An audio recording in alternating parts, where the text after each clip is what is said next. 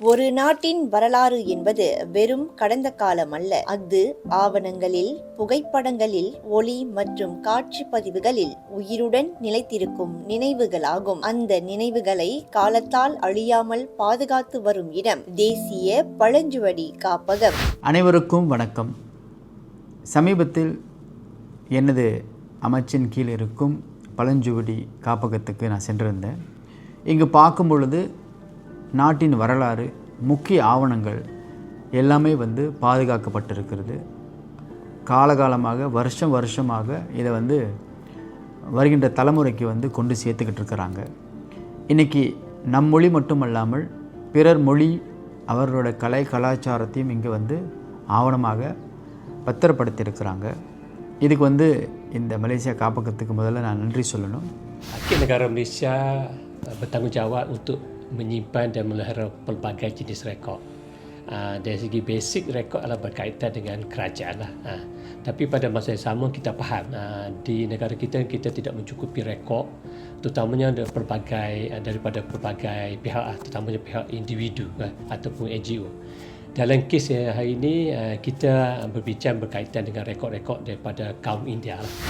ரொம்ப காலமாக நம்ம சமுதாயம் இங்கே இந்த நாட்டில் தொழிலாளர்களுக்காக தோட்டப்புறத்தில் வேலை செஞ்சு, அது மட்டும் இல்லை மற்ற துறையிலையும் நிறையா அவங்களோட பணியை செஞ்சுருக்காங்க.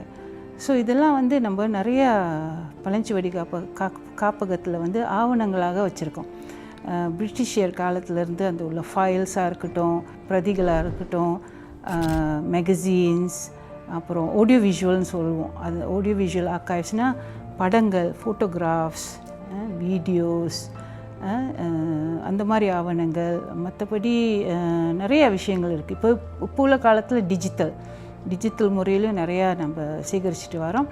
ஆனால் இன்னும் நிறையா தேவைப்படுது நம்மள்கிட்ட ஆவணங்கள் இங்கே இருக்கிறது போதாமல் பத்தில் நிறைய கேப்ஸ், லாட் ஆஃப் கேப்ஸ்.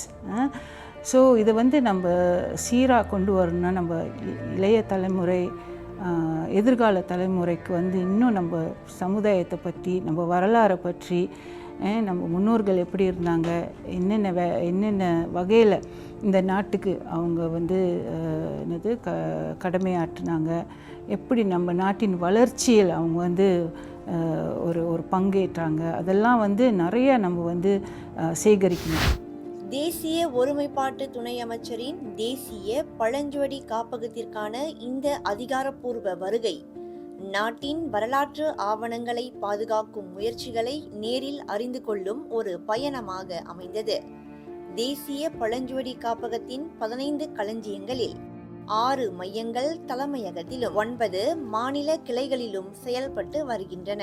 50 லட்சத்திற்கும் அதிகமான ஆவணங்கள் கல்வி மற்றும் ஆய்வு பயன்பாட்டிற்காக பாதுகாக்கப்படுகின்றன. அவற்றில் அரிய தேசிய பொக்கிஷங்களும் அடங்குகின்றன. வரலாற்றை பாதுகாப்பது அரசாங்கத்தின் பொறுப்பு மட்டுமல்ல, பொதுமக்களும் தங்களிடம் உள்ள பழைய ஆவணங்கள், புகைப்படங்கள் மற்றும் வரலாற்று பதிவுகளை பாதுகாக்க அவற்றை தேசிய பழஞ்சுவடி காப்பகத்தில் வழங்கலாம். அவை நாட்டின் வரலாற்றை மேலும் செழுமைப்படுத்தும். உங்களோட முக்கியமான விஷயங்கள் நீங்கள் அதை ஆவணப்படுத்தணும், அதை அதிகாரப்பூர்வமான பத்திரமாக மாற்ற வேண்டும். வருகின்ற தலைமுறை அதை பார்க்க வேண்டும். நீங்கள் கண்டிப்பாக முன் வர வேண்டும். இந்த பழஞ்சுவடி காப்பகத்தில் நீங்கள் இங்கே கொண்டாந்து வைக்கலாம். ஏனென்றால் இன்றைக்கி நம்ம பார்க்கும் பொழுது 100 ஆண்டுக்கு மேற்பட்ட நாளிதழ், பத்திரிகைகள், புத்தகங்கள், நமது வரலாறு சார்ந்த முக்கிய ஆவணங்கள் எல்லாமே இங்கே இருக்குது. வருகின்ற தலைமுறைக்கு தெரியும் இந்த வருஷம், அதாவது 2026 என்ன நடந்திருக்குன்ற விஷயங்கள் இன்னொரு 50-100 வருஷம் வருகின்ற தலைமுறைக்கு தெரியும். அதனால் நீங்கள் ஒரு தனிநபராக இருக்கலாம், இல்லை ஒரு இயக்கத்தில் இருக்கலாம், இல்லை ஆலயமாக இருக்கலாம், இல்லை எதுவாக வேணலாம் இருக்கலாம்.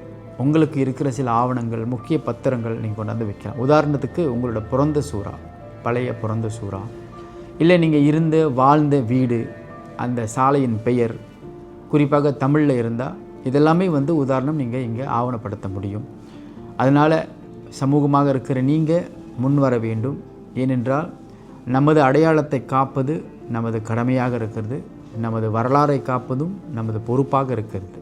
அதனால் முன்னுக்கு வந்து உங்களோட ஆவணத்தெல்லாம் நீங்கள் கொடுத்து இந்த பழஞ்சுவடி காப்பகத்தில் இன்னும் வருகின்ற தலைமுறைகள் பார்ப்பதற்கும் அவர்கள் அதை தெரிந்து கொள்வதற்கும் ஒரு நல்ல விஷயமாக இருக்கும்.